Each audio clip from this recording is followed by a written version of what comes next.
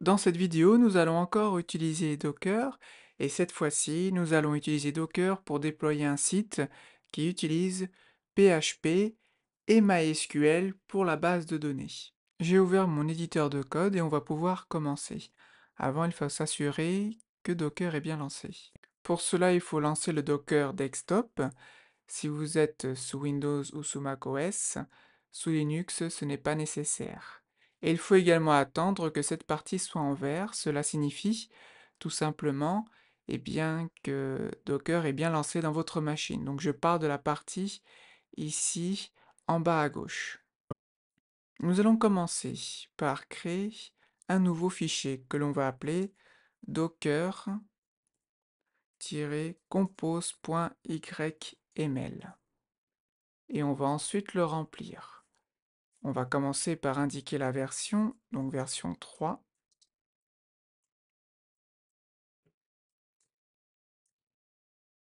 Je vais augmenter la taille, voilà. Ensuite, on va y mettre des services. Donc, comme vous le savez, les services sont des conteneurs. On va commencer par mettre un premier conteneur que l'on va nommer Nginx. Et à l'intérieur, on va mettre le compteur Nginx. Donc, il est basé sur une image, l'image de Nginx. Et on va utiliser la version 1.22, version alpine, car elle est légère.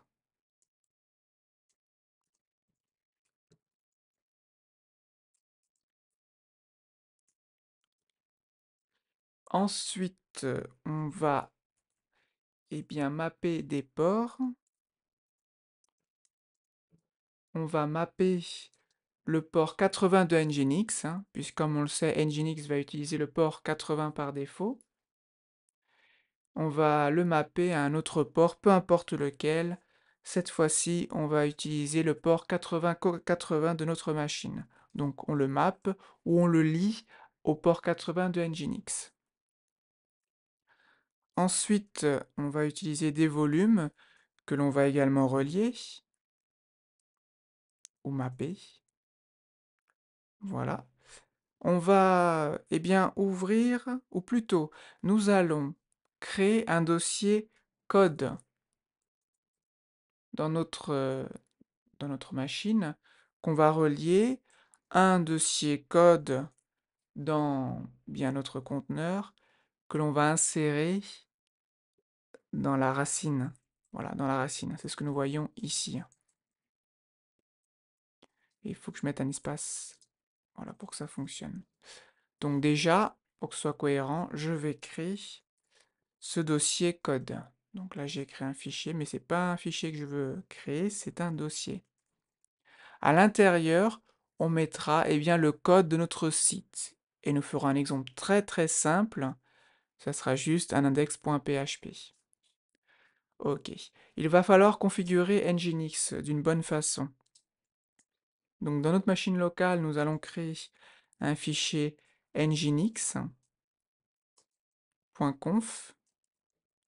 qu'on va mapper au fichier nginx.conf de notre conteneur.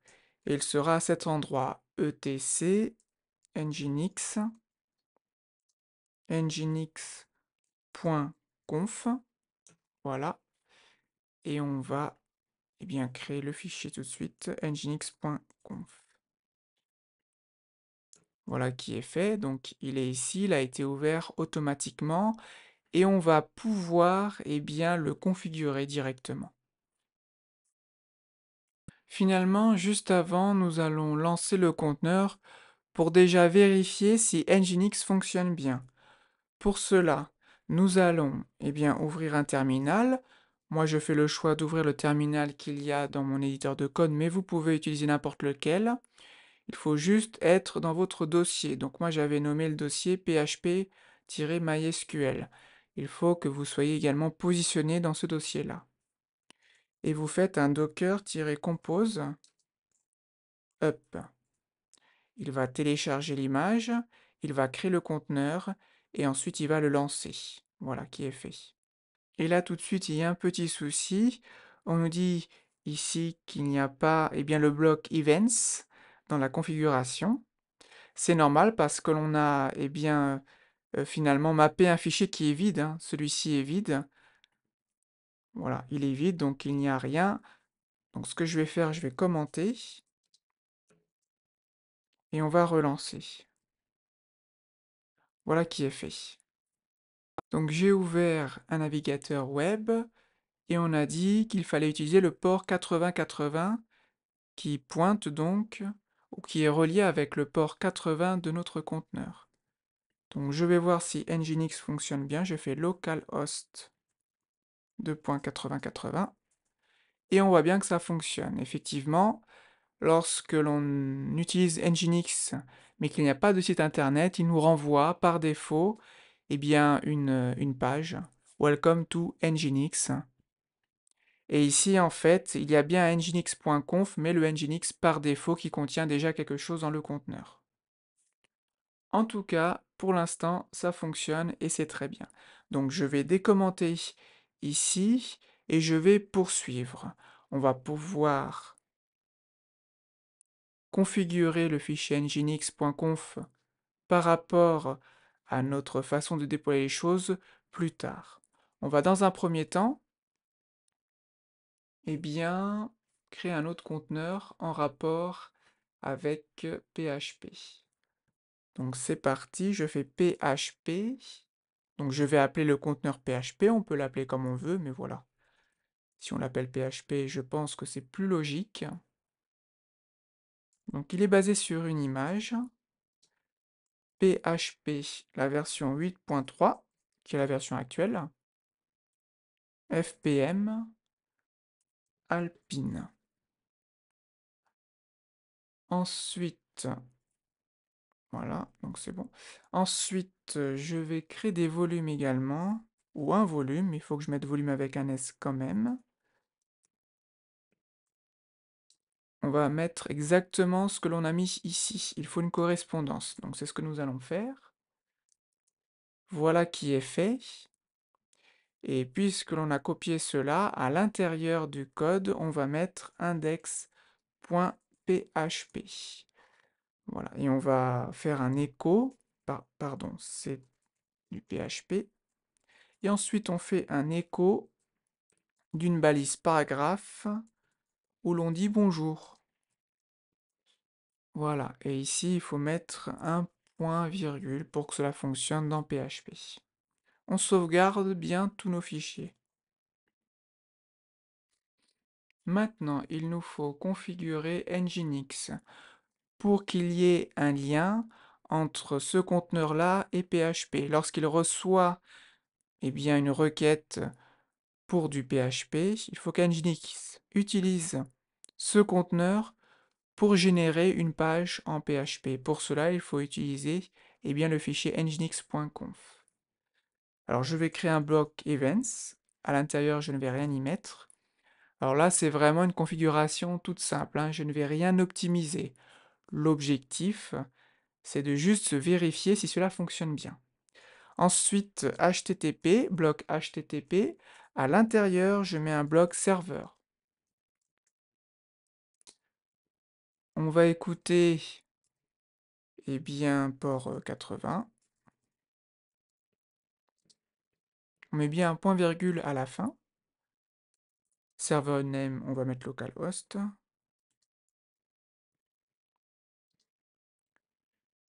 Voilà. Ensuite, route, bien, on va mettre /code. /code, voilà, car finalement, hop, on a mis ici le code à la racine, donc il faut que ça ait une correspondance avec ce qu'on a mis ici. Parce que c'est ici qu'il y aura eh bien, les fichiers PHP. On met le point virgule. Ensuite, l'index, bah, ça sera index.php. On met le point virgule.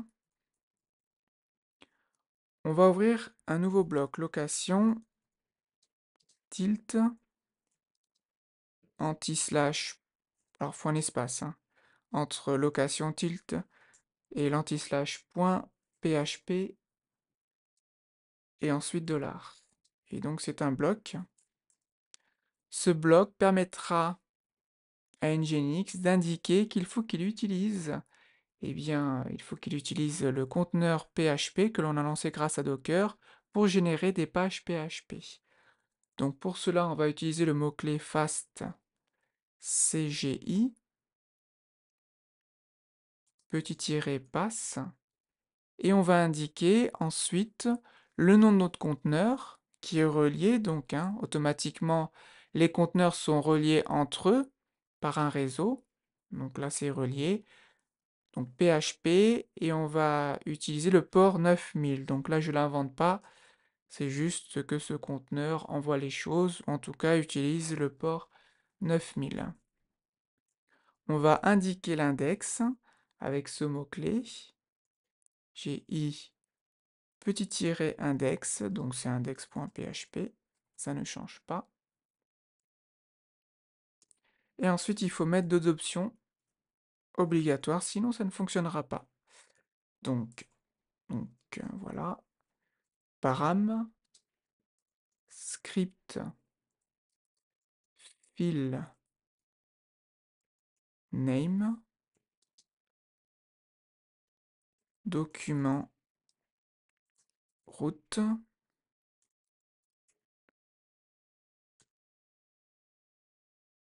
et ensuite, il faut mettre fast, CGI, script name. Et on met un point virgule et une autre option. Il faut inclure ce que nous venons de mettre. Include ça. Voilà. Il y a un autre point virgule. Ok. Donc c'est configuré. Alors rassurez-vous, je vais vous indiquer eh bien, le contenu de nginx.conf et le contenu de docker.compose.yml. Je pense que je vous donnerai dans la description un lien vers un GitHub, comme ça vous aurez accès directement au projet. Si vous voulez faire du copier-coller, pour aller plus vite, il n'y a pas de souci. Tout est prêt, nous allons couper ici Docker avec CTRL-C grâce à notre terminal. Et je vais refaire la commande Docker Compose Up. Voilà. Ensuite, je vais réactualiser la page. Et là, il y a un petit souci, donc on va corriger. En fait, je me suis trompé. Ici, j'ai fait une confusion. Il n'y a pas de lien entre ce mot-clé et ici. Comme on indique ici, l'objectif d'include, comme on le sait, c'est d'inclure un fichier qui est présent dans Nginx, dans cette partie-là. Et fast CGI param sans S n'existe pas, mais avec un S, il existe. Donc là, je fais un CTRL-C, je fais un Docker, et encore un petit souci parce que je n'ai pas sauvegardé. Donc je vais refaire. Et voilà, normalement, ça devrait bien fonctionner maintenant. Ces petites erreurs sont intéressantes car elles nous permettent également de savoir quoi faire si on tombe sur celle-ci. Donc j'ai de nouveau ouvert le navigateur et si je fais un locast 8080, localhost, on tombe bien sur bonjour qui correspond donc à l'index.php.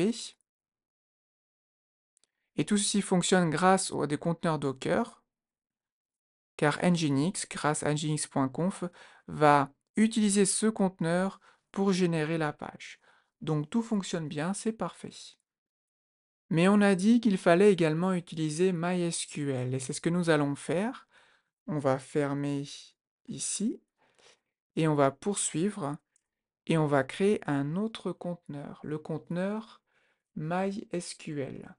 Donc c'est parti, on va l'appeler MySQL, et on pourrait l'appeler comme on voudra, comme on veut.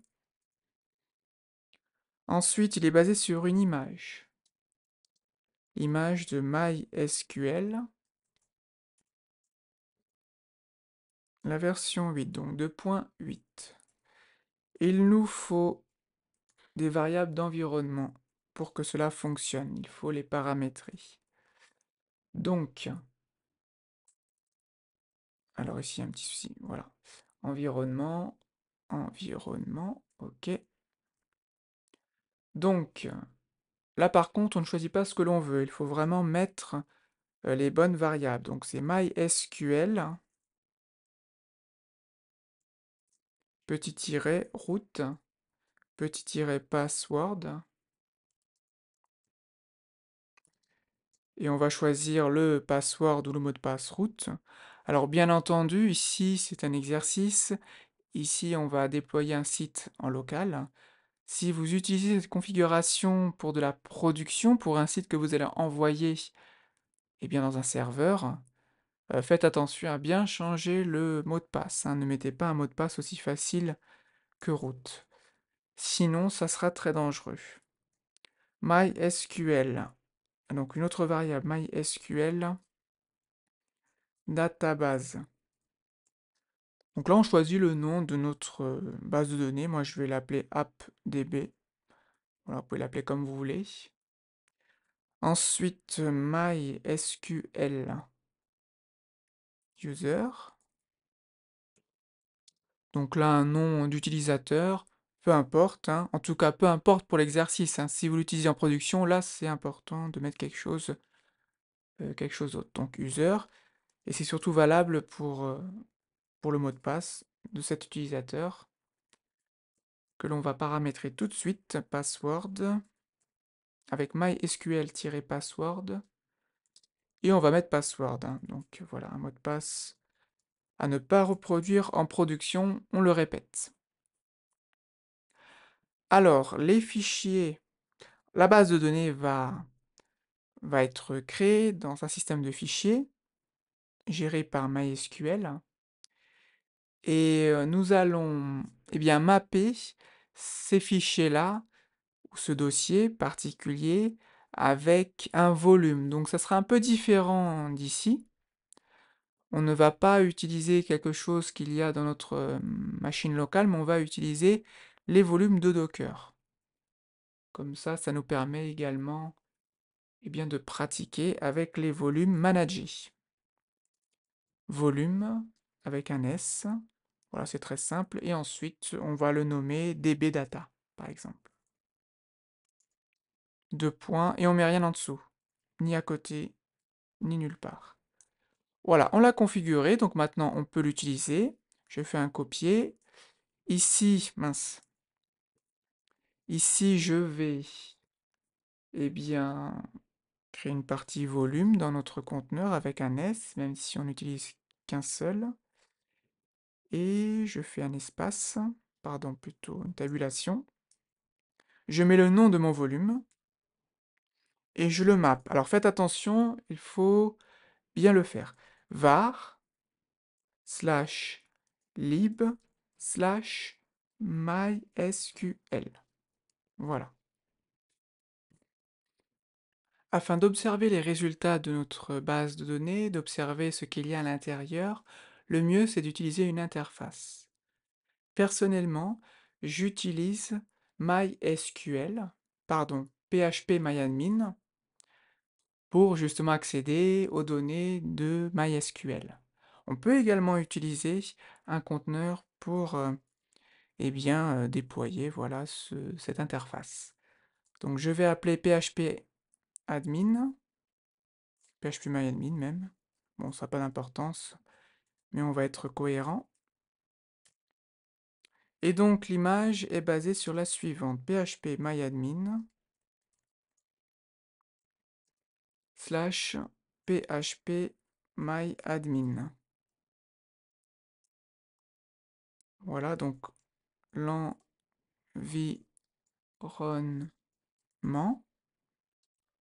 Il faut également des variables d'environnement. La première, c'est PMA, petit-host. Et il faut mettre, le nom de notre conteneur, MySQL. Donc, on l'appelait MySQL. Voilà. Ensuite, une autre variable d'environnement, MySQL, petit-root, password. Ici, il faut mettre le password root, ou le mot de passe root. Donc, nous, on avait mis root, copier-coller. Voilà. et on a besoin d'y accéder par l'intermédiaire de notre machine locale. Donc nous allons mapper des ports. PHP MyAdmin utilise le port 80 et on va le mapper avec le port 8081.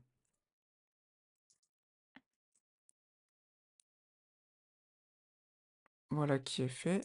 On a juste oublié de mettre un petit trait ici et un espace. Ok. Normalement, tout est prêt. Je vais ouvrir mon terminal et on va ici couper Docker pour le relancer, car dans notre docker compose.yml, on a ajouté d'autres choses. Donc c'est parti.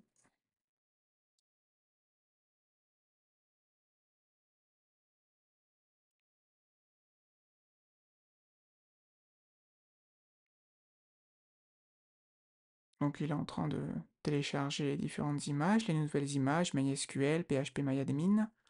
Il faut juste patienter quelques secondes. Voilà qui est fait. Ok, donc là, notre site fonctionne toujours.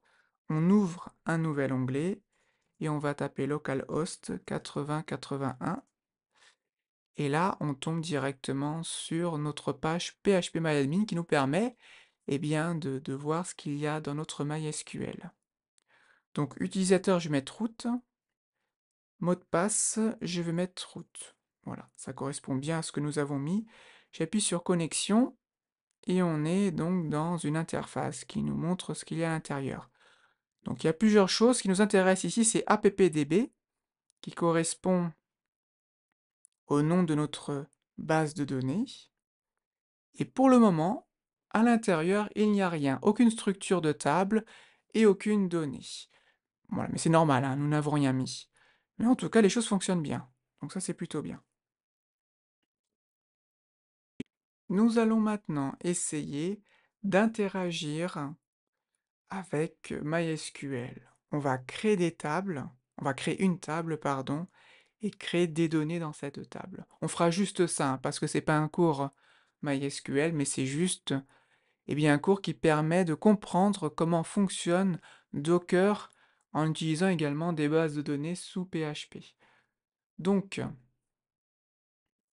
on va dans index.php et on va modifier un petit peu notre code. On va déjà utiliser des variables, donc server name. On va mettre le nom de notre serveur, donc c'est MySQL. Ça correspond à ça, MySQL, ce qu'il y a ici. Ensuite, on va utiliser une variable username.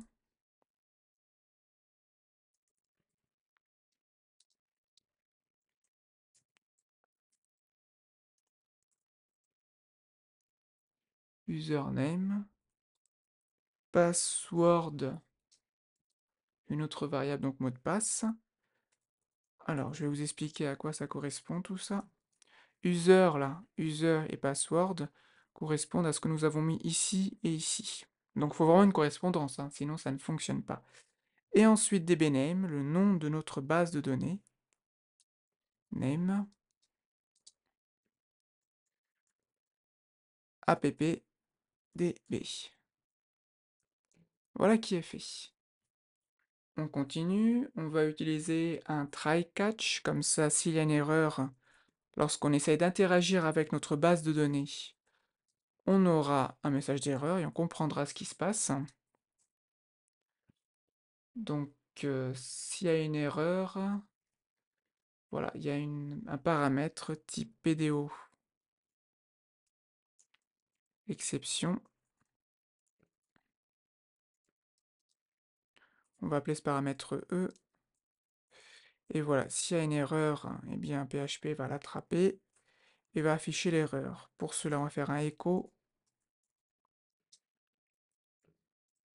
error, deux points, espace, ensuite E, get message pour faire apparaître le message d'erreur. OK. Donc, on va se connecter à notre base de données. Je vais utiliser une autre variable, connexion, voilà, connexion, je vais appeler connexion. Connexion. Alors, c'est une new PDO, c'est de cette façon qu'on peut ouvrir, qu'on peut interagir bien, avec une base de données MySQL.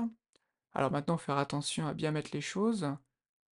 On va faire MySQL.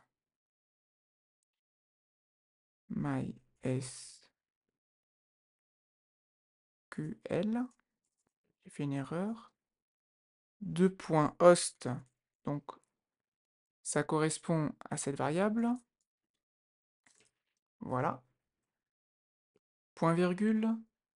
dbname correspond à la variable dbname égale, voilà. Ensuite, donc ça c'est le premier paramètre. Ensuite, l'autre paramètre, c'est l'username. Et enfin, le mot de passe. Et un point virgule. Voilà, donc là, on cherche juste à se connecter. On va déjà voir si cela fonctionne. Je sauvegarde. Je vais ici, je réactualise. Donc le bonjour ici fonctionne bien. Mais ici à la ligne 12, il y a un petit souci. Parce qu'on nous dit qu'on ne peut pas trouver le driver. Pourquoi? Eh bien parce que PDO est un plugin PHP qui n'est pas installé automatiquement dans PHP. Il nous faut donc l'installer nous-mêmes. Et c'est possible également avec Docker. Pour ce faire, on retourne dans notre Docker Compose, ici. Et on va modifier la partie PHP. Donc, on va changer quelque chose. En fait, on ne va pas utiliser une image de cette façon. On va utiliser un Dockerfile. Donc, Dockerfile permet de créer notre propre image, une image personnalisée basée sur une autre image. Pour ce faire, on va mettre le mot-clé build dans notre dossier courant parce qu'on va mettre le Dockerfile. Et là, il ne faut pas faire de faute. Il faut vraiment appeler notre fichier Dockerfile sans extension. Et c'est dans ce Dockerfile qu'on va expliquer quel genre de PHP nous voulons. On va mettre from PHP 2.8.3-fpm. Et c'est une version alpine. Ok, donc là, on va sauvegarder. Vous voyez, ça correspond à ce qu'il y a ici. Donc vous vous dites, mais là, à quoi ça sert de faire comme ça? Ça revient au même. Pour l'instant, oui. Mais on va également lancer les plugins qui permettent d'utiliser PDO dans notre code. Donc on fait un docker, on fait run, mot-clé run, lancer des commandes, docker php-ext-install. On va installer autre chose, my, ou en tout cas on va lancer d'autres commandes, mysqli, ensuite pdo, ensuite pdo mysql. Voilà, il ne faut pas faire de faute. Pas la peine de mettre de point-virgule. Ce n'est pas utile. Ok, tout va bien. Là, voilà, c'est bien. Build renvoie au dossier courant, donc il va rechercher directement le Dockerfile, le fera tout seul. Donc normalement, les choses fonctionnent bien. Comme le conteneur MySQL va être recréé, basé sur une image personnelle, voilà, ce que je vous invite à faire pour que ce soit plus simple, c'est vraiment de tout supprimer. Donc vous pouvez utiliser les commandes pour supprimer les conteneurs, les images et les volumes, ou alors vous pouvez utiliser l'interface que Docker nous propose. Je vais utiliser l'interface pour gagner du temps. Donc je supprime tout. C'est pas forcément utile de tout supprimer, mais voilà, moi je préfère tout supprimer, comme ça vous partez sur de bonnes bases et je vous conseille de le faire également. Maintenant, je vais relancer docker-compose.up. Et on va attendre, hein, parce que j'ai tout supprimé, donc faut tout retélécharger. Voilà, c'est pas grave. Je pense que les images, c'était pas la peine, mais bon. Je préfère que vous le fassiez, comme ça, s'il y a un souci, vous saurez que ce n'est pas cela le souci, c'est autre chose.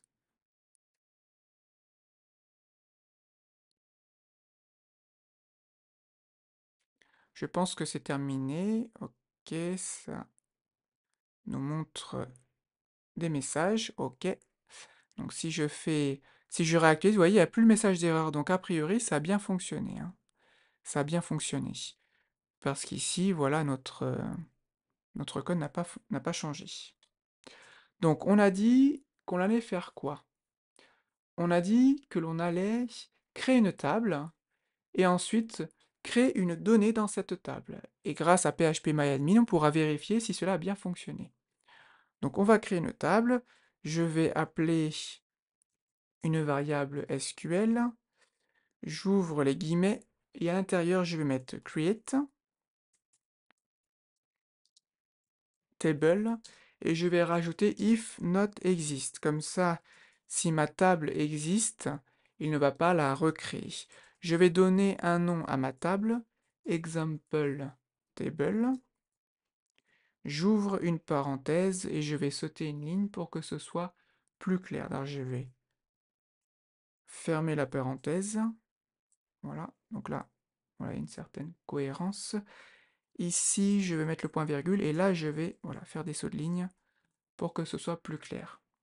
Donc dans notre table, il y aura une première colonne ID.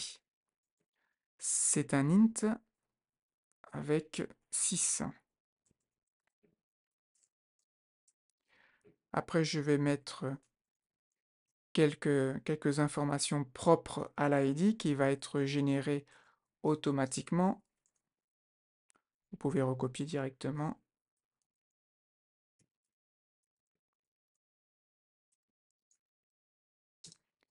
Primary.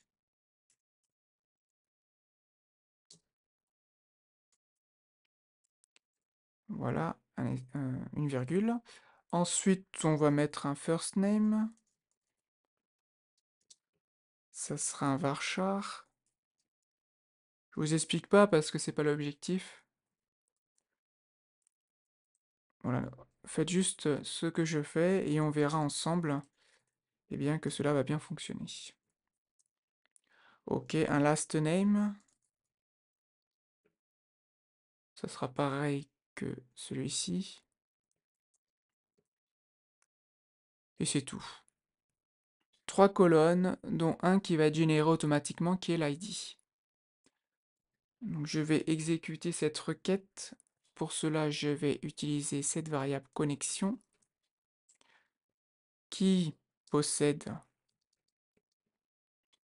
une méthode qui nous permet eh bien, d'exécuter la requête. Donc la méthode c'est exec et ensuite je vais mettre la requête à l'intérieur.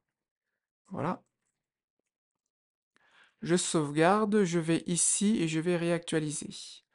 Donc là, il y a une erreur. Donc je vais la corriger. Nous allons regarder ensemble. Ah oui, je crois ici, il y a un N. Je sauvegarde et je vais réactualiser. Là, ça fonctionne bien. Si je retourne ici dans mon phpMyAdmin et que je réactualise, on voit bien que la table a été créée. Donc notre bout de code a bien fonctionné. Par contre, à l'intérieur, il n'y a rien. Donc on va ajouter des résultats. Pour cela, nous allons utiliser une autre requête avec la même variable SQL. À l'intérieur, on va mettre insert into. Alors, on insère dans la table, oui, ici dans la table exemple table. Hop, donc first, on va utiliser ces champs first name et last name. Donc on met bien une virgule entre les deux. Et ensuite, on va voilà, utiliser les values. Avec le mot-clé value, et là on met les valeurs que l'on veut indiquer. Donc il faut qu'elles correspondent. Bon, après c'est un exercice, hein, même si on se trompe, c'est pas grave. Je vais mettre John pour le first name.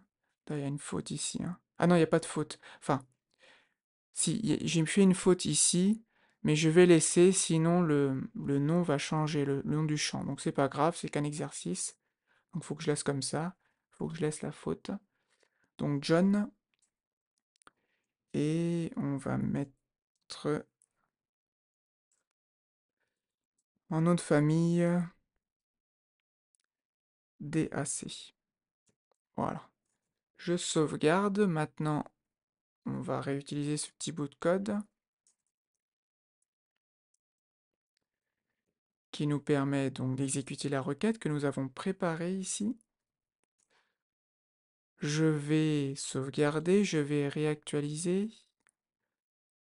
Donc ici, on voit bien ma table. Je vais de nouveau réactualiser 2 fois de plus, donc 3 en tout. Donc il y a toujours une seule table, hein, parce qu'on a bien mis de créer la table si celle-ci n'existe pas. Par contre, à l'intérieur, on a 3 lignes, comme vous pouvez le constater, avec des ID différents, car c'est généré directement par MySQL, et avec un même first name et un même last name. Mais voilà, comme j'ai cliqué 3 fois, cette requête a été exécutée 3 fois. Mais voilà, le but de cette vidéo, c'était de montrer qu'il était possible d'utiliser MySQL grâce au conteneur Docker, et c'est le cas, voilà, nous le pouvons le faire, car nous avons réussi à le faire ensemble, hein. Donc je vais mettre toutes ces informations dans un projet GitHub qui vous sera accessible. La seule chose que je vais changer, et je vais le rappeler une deuxième fois ici, je vais créer un commentaire en indiquant changer les mots de passe si vous utilisez cette configuration en production. Voilà, c'est très important. Et afin de mettre en évidence ce message, je vais mettre des émoticônes. Voilà, pour montrer que c'est important. Bon, ceci ne fonctionne pas. Je vais juste mettre celui-ci. Voilà. Pour montrer qu'il faut vraiment changer, voilà, si vous mettez en production, hein. Le but de cet exercice, le but de ce fichier, c'est vraiment des exercices. Voilà, il n'est pas fait pour la production. C'est terminé pour cette vidéo. Peut-être que vous vous demandez, est-il possible de faire la même chose pour un projet Symfony? Eh bien oui, c'est possible. Si vous voulez savoir comment faire, n'hésitez pas à regarder la prochaine vidéo.